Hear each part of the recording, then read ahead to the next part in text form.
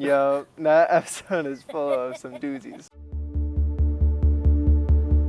Alright, so it opens with me running down, right? And I really like that scene. It was fun to film. I remember Brendan was on set and he was always fun to work with. He's my best friend and stuff.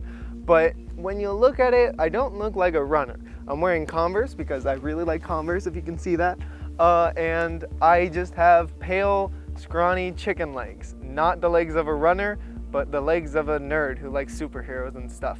So, we had these really cool track uniforms and stuff, but admittedly the short shorts were short shorts, so they just looked weird on me. They were great and they're totally what track people wear, but man, you can see my paper white legs, can't you? I wanted it to look like these guys are actually part of a track team, you know, with uniforms and jackets and everything. So when we were talking about the costuming for this, I want to go with, you know, a brand name as much as possible. So looking up Champion Teamwear on their website, they had track uniforms. The outfits that the team wears from episodes 2 through 7 were purchased from Champion Teamwear, and they looked really great, and I thought that it gave a little bit more realism because they're actually wearing something that a track person would wear. Hey, that movie last night was awesome, huh? Oh, I don't know. I like the first movie better. Really? But sequels are almost always better. What are you That whole scene, my character is just acting like a complete moron. For whatever reason in that scene, Clark is just not picking up what Bella's saying to him. He's just being stupid. And then we have that whole thing of, you know, Bart and Arnie both come up and they both think we're talking about, you know, the wrong thing. She's cheating on Bart. Oh, that's bad. What's bad? Wait, do we have that Spanish test today? The test is today? Go get us me a sacre flip! That's French. It's not that. Oh, thank bueno. They would say something slightly different, so it took me and Megan a little bit to get used to it, particularly Megan, I have to say, with just the laughing, but it was funny. It really was funny. I laughed so much. He changed the line a lot. He didn't always have French in there. He did like different languages, I remember, and I just kept laughing. So there's a lot of outtakes of me just laughing at Brendan. Even in like probably the final take, I kind of like snort laugh because Brendan just makes me laugh every single time he does that. He's just so over the top and it's so funny. Pretty much all of Arnie's lines are were me improving. Just thinking about just random stuff. I was on the comedy improv team at my high school for 4 years, so I'm really into improv, and you know, I've been in a lot of musical theater, as I've mentioned before, so it's just something that I really enjoy. Against my judgment, Jeffrey convinced me. He's like, look, Arnie's character just needs to stay, you know, completely off the cuff. He needs to improv all of his lines. Brendan is a comedic actor, and he does really well with improv. So I told him, look, you're gonna have a lot more freedom than everyone else because your character's pretty much not gonna have a script. Except for a couple of moments where he does have to say certain things. All of Arnie's lines were improv'd. That gave him a lot of freedom to just be really funny. And personally to me, I think he steals the show because he's just really funny. And he grounds this series that is supposed to be kind of serious, and it makes him real. It makes everyone in the audience, or at least it should, realize these are just teenagers. They're at a high school, and Arnie is the barometer of your typical teenager. Kim, hey. Hey, babe. I missed you at the movies. You usually text, I had a but tutoring thing. I told you that. yeah, but what class? Even the saddest scenes and the, you know, most troublesome scenes in the script are always really fun to film, you know? There's never a dull moment behind the camera, and we're always smiling and having a good time, even when I'm breaking up with my cheating girlfriend. But that was a fun scene to film. I think it was one of those pockets where we can really show emotion and deepen our character development. Yeah. I actually really liked filming the breakup scene. Michael makes it very easy to play off of.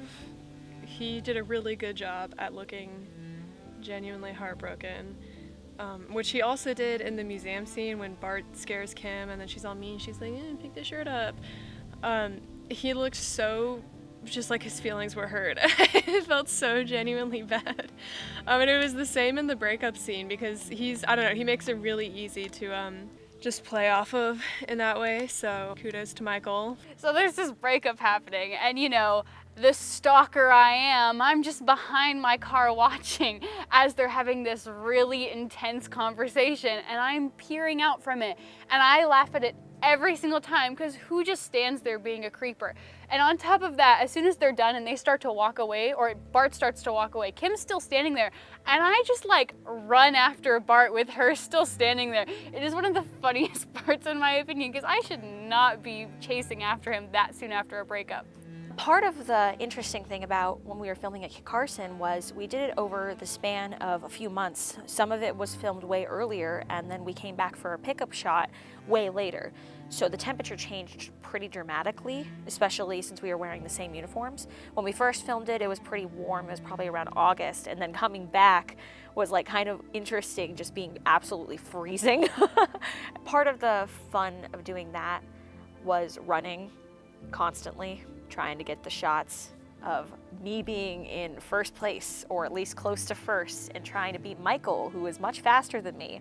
When we were running, you know, I'm supposed to be leading, and then at the last minute, Cassie pulls in front of me, and I kept thinking, okay, you know, whatever, I'll just jog down, because Holly's not too fast, I'm sure, but, you know, she was like booking it. So we kept having to redo takes, because I just, you know, never got in front, and she was always maintaining lead, and I'm like, oh dang. So she had to slow down eventually, and I had to speed up. So that's what I get for thinking so arrogantly. I kept running around before takes to try to be really out of breath, because I don't like faking out of breath. So I don't know if you remember that, but every time you were changing batteries or anything, I was just like running around the park doing random stuff, which is fun. No one was doing it with me, sadly. Those scenes at Kit Carson in the track uniforms, I always liked those scenes because the track uniforms were nice and breezy. Kit Carson was a great venue to shoot at, but it's just very popular, particularly with the Frisbee golf. So we'd often have to wait for people to come by, you know, because we don't own the place, obviously. So that was a little bit annoying, but I thought the venue was worth it because it looked good. Why do you have your jacket on while everyone else has their uniform? Because I showed up that day and Mr. Andrew here was like, where's your track uniform? And I turned to him and I go, I was never given it. So he's like, yes, you were. And I was like, no, I was not. I can promise you that I never got it. We come to find out that it was at Andrew's house the whole time. So I never got my track uniform. I have it now. It's at my house. But I had to borrow Holly's jacket because we're the same size. As the coach, as Coach Terry McGinnis, I felt like more of a dad, I would say, like in the dad bod or in the New Balance sneakers way of seeing a dad, because I really was trying to be supportive and not really making dad jokes, but I had that dad joke energy, I would say. We all go to Duke's Diner after the meet? Maybe. You buying? All right, we're done here. Go get some rest. Then I walk over to the bridge and Rachel joins me, and that was a really nice moment. I remember we had to film that over the course of 2 days, but it looks seamless, I think. It was really fun. Another moment where it's fun to film even though it's a somber scene. On top of being a stalker, I also am way too forceful with how I try to show him my feelings, or at least try to get him to acknowledge me as a human, because I am more shy. Even though I'm on the track team with him, it takes me more effort to show him that I am interested. There was one shot in particular though that Andrew wanted us to be head on with the camera, but since it's a bridge, he can't be over the water. So what Nicole and I did was we actually crossed over on the other side of the bridge, and we were holding up just by like the toes off the bridge, if that makes any sense at all. So we were off the bridge and the camera was on the bridge. And I thought that was a really unique shot, and it's totally seamless. I mean, you wouldn't even know. We were showing it to Daniel and his wife and his daughter. You know, they're kind of like our test audiences because they didn't see any of the filming. And we're sitting there watching episode 2 in the living room, and their 2-year-old daughter, Ellie, looks up at that particular scene, and she looks at them and she goes, "Aw, they're friends. They're cute." And I was like, well, if a 2-year-old catches the feeling that they are really good together really without a lot of words being said at that particular part, I'm like, I think I did a decent job at that. So I thought I was in the shot. There's this cute little moment where I'm like super like flustered and all that after just running away. By the way, I am horrible at running. As soon as I run away from Bart, like I have the most awkward like run, and I like look back with like the most like dramatic. I'm like, huh, you're there, and it's not great. My running skills are horrible. But there's a scene with Arnie, and I dropped my bag, and I totally thought I was in the shot, but it's just like this awkward pause where I'm like out of frame, and Arnie's just like, yeah, you get in your bag. When Michael and I first run using our powers for the first time, and I remember Michael and I just kind of piecing that scene together, like, because we really were just like, you know, this is our first time, like, for me and him, like, realizing each other have powers. We want this to be like a big moment. So Michael and I really bounced off each other for that, with like how we want our characters to react. And we do our little race thing. And it was weird because, you know, we only have to run so far before the digital effects take us away. So we were like, okay, where do we run to? And we were being oddly specific about it. We were pointing, we're like, that tree. And we're like, no, that tree. It doesn't sound funny, but we were cracking ourselves up for like 5 minutes. And Andrew's trying to get the super simple shot. Anyway, but we run down, and then we actually go down that same road. So, you know, where you see us end up is actually a continuation of that eventually.